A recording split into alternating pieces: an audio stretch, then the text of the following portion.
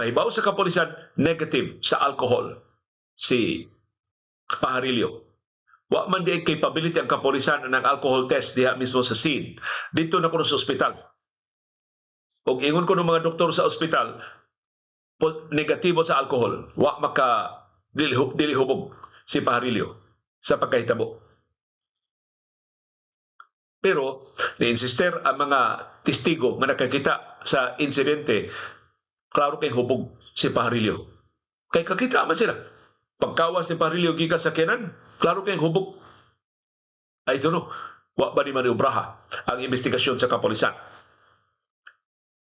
Ang tigpamaba sa kapulisan sa Cebu City Police Office nga si Police Lieutenant Colonel Jose Los Baños niingon nga si Pajarillo negative sa test sa ospital sa alcoholic substances.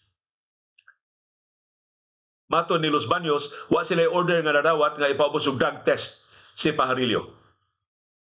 O mahitungod sa pasangil nga si Pajarillo doon na previous incidents, pero naariglo lang ang mga biktima. Mato ni Los Baños, nagpanayin pa ang ilang investigasyon. Ini mga pasangil batok ni Pajarillo. Samtang ang Land Transportation Office ni pahibaw ilan ng isuspenso ang driver's license ni Pajarillo. Doon na din siya driver's license, wala niya mada atol sa pagkahitabo. Gawas nga gisuspenso iyang lisensya for 90 days, 3 ka buwan. Ang suspenso siyang lisensya, gilawatan sa siya show cause order na nung dili i-revoke ang iyang lisensya.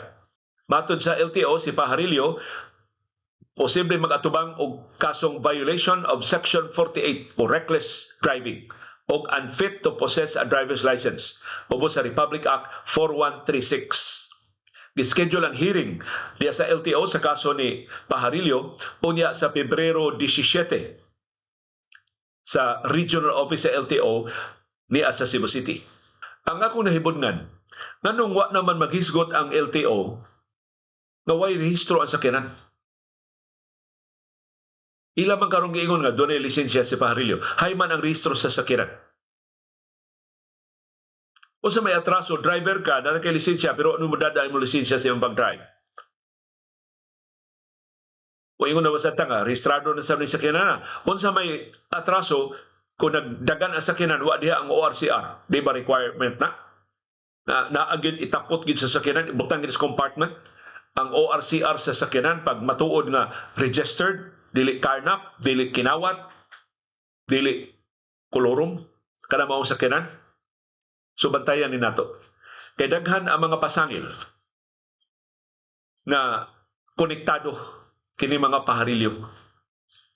Gipasan nila ng amahan ining Sean Andrew Pajarillo nga dunay lig-ong koneksyon sa Highway Patrol Group HPG sa Philippine National Police.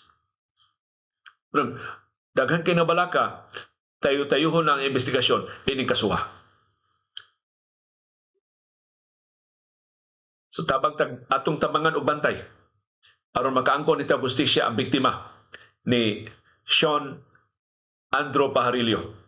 Nagbaha ang mga pahasubo na nadawat sa pamilya sa 23 anyos na si Kingston Ralph Cheng